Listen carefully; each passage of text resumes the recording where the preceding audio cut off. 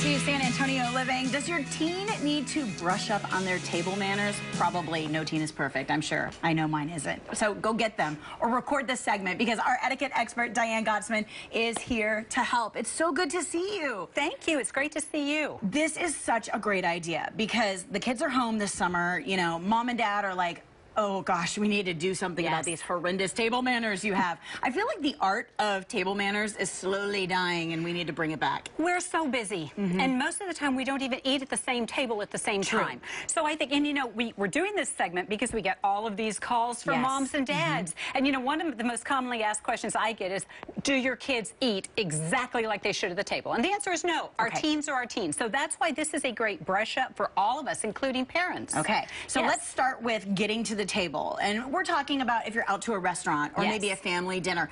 Do you stand until everyone is seated? What's the proper way? So, you know, specifically for boys, because the question was, does my son, what does he do if he's out on a date? Because, you know, this is dating tips as well. Parents need to teach all kinds of things. So when you arrive at the table, when you're out on a date, the young man is going to seat the girl, you know, seat the date. Now, at the table, certainly you know, you're not going to formally, yes, you're going to seat the women at the table, but everybody's just going to sit down. We're lucky to get them all at the table.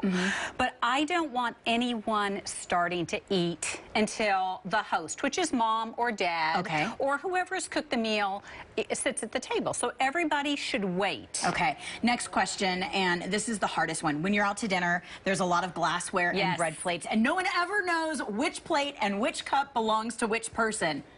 B&D, my friends. B&D. Yes. Shelley has known this for many years. We've talked about this. So bread, your bread plate is this way. Your bread plate is always on the left.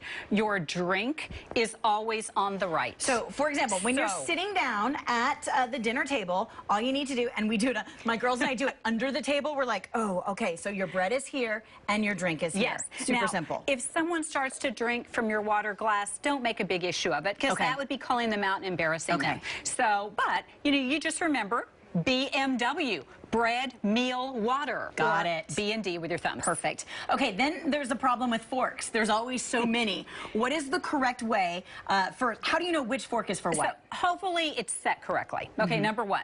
But you always eat from the outside in. So you follow the utensils. So if the salad is first, you'll eat furthest out with the salad fork. You know, sometimes the forks are the same size.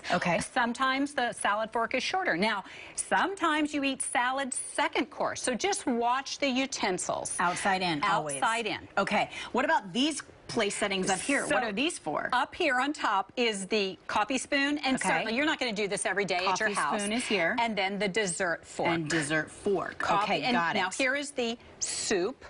And so soup is spooned away from you. Yes. So you're spooning away and bringing it to your mouth. Which I never understood because I want it to come into my mouth, right? And if you spoon in, it dribbles and gets on you. So you spoon away. And the soup spoon is to the right of the knife. What is the proper way to hold your fork, especially when you're cutting? Because I've seen it different ways. I'm going to give you your, pretend this is your knife. What happens is we often hold our fork like we did a crayon in kindergarten, like this. So it's between the index finger and the middle finger, and the thumb anchors, well, here, let's start this way. So the knife and the fork, you hold with the knife, the spine of the knife, your index finger, and the fork, the spine is on the fork. And you... That's the proper way to cut. And then you glide behind the fork, you push it with your knife. Now, this is called European-style dining, and you bring it to your mouth, tines down. This is European style. American, you would zigzag. You cut, change hands. Bring it to your mouth. As long as you're not holding it like this. And that's when you hold the fork Which is troubling. Not like this. Now, this is called resting and finished.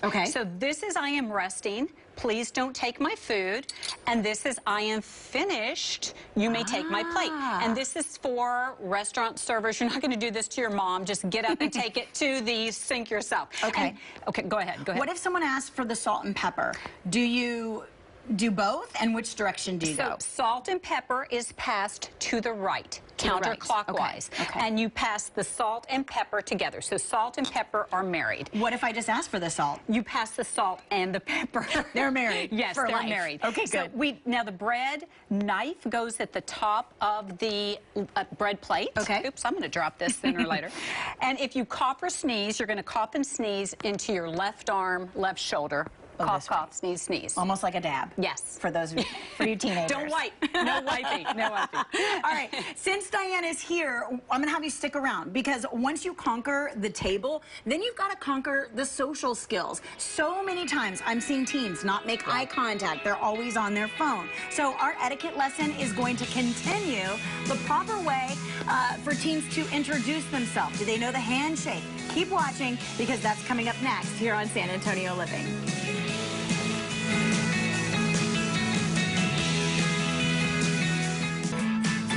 So we just finished a refresher on table etiquette for teens. Diane Gottsman is our etiquette expert with the Protocol School of Texas, and it was a great segment.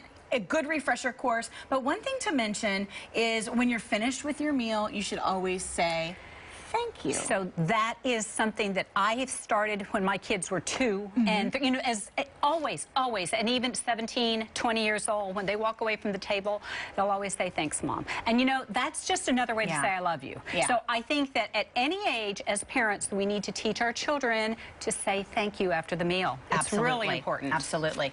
All right, so social etiquette. Your teen is going to eventually be getting a job. Maybe they are working within a group at school, and they need to know how to talk to adults. So let's talk first about the proper way to introduce yourself to someone. The handshake, the eye contact. Where do we start? Well, first you start by standing up. Okay. So when someone walks up to you, you never just stay seated and wave. You know, you stand. We're not going to stand because we're going to get out of the camera. But you stand up. Okay. You extend your hand. You always want to be first for the handshake. Okay. And shake and say your first and last name. Okay. Hello, my name is. Hello, my name. Shelly Miles. Nice to meet you, Shelly. Got it. Now, you would not say Shelly if you were the teen. Sure. You would say, hello, Ms. Miles. Got it.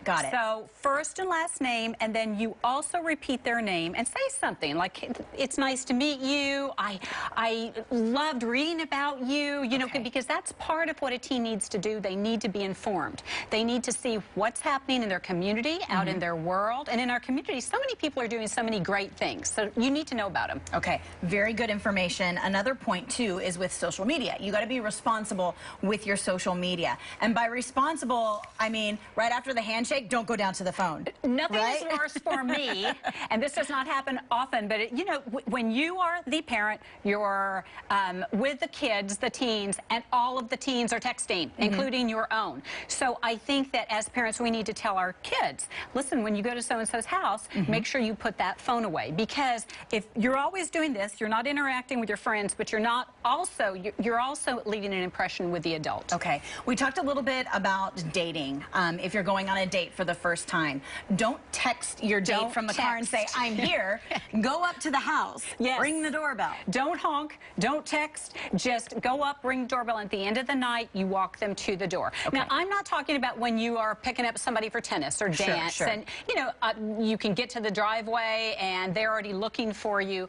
But when it's a date and it's something more formal, you always want to be on your best behavior. Okay. We also want to make sure that we're teaching our teens respect. That means not a lot of gossiping, kids. It also means learn about confidentiality. When someone's telling you something, it doesn't need to be repeated. So when someone tells you a secret that is a safe secret, and if somebody is in distress, you need to tell an adult. But when someone tells you something that they need to get off their chest, that is not for you to carry on to somebody else. I think we really need to be responsible as friends. And also teach them to have meaningful conversations, right? So often our teens are very superficial and they're just talking about things up here. But we also need to teach them to listen to each other. We listen more than we talk. We need to be interested in that other person. You know, people are interested in people who are interested in us. So that just means to ask questions. Don't just talk about yourself. You know, ask about what that other person is doing and what their life is about as well. Okay, we talked about respecting confidence. That's something that's very important. important, but also teaching your teenager to keep their word. And this is something that's so important when you get into the business world, even with your first job. You know, we're talking about the business world, and teens are thinking, that's so far away. Well, they're doing summer jobs. They're going to be having internships in college. You know, we grow into our manners. And I think that if I say I'm going to a birthday party, I need to go to that birthday party. If a better deal comes along, we still made a commitment to go to that birthday party. If I say I'm going to clean my room, clean your room. If I say I'm going to, you know, whatever it is, we are as good as our word.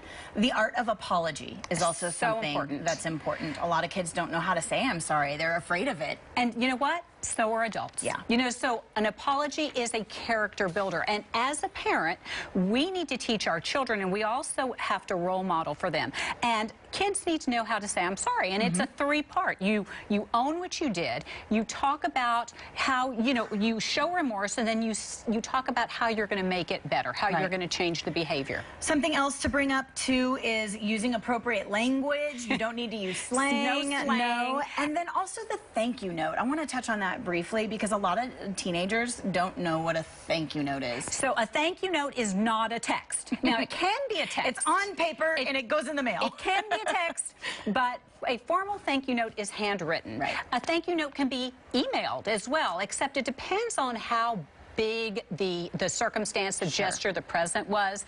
And so you have to think about all of the effort that other person put into that gift or that gesture, and you act accordingly. But I think that we all need invitations. We need stationery. We need a nice pen. We have to have an incentive to write those notes. Well, I certainly appreciate the conversation, Diane. Thank you. I'll send you a thank you note later. Guys, if you've got questions, you can find Diane Gottsman at the Protocol School of Texas. She also has a great book out as well. All the information you need is on her website. It's DianeGottsman.com. You can also find her at Protocol School of Texas on Facebook. Thanks, Diane.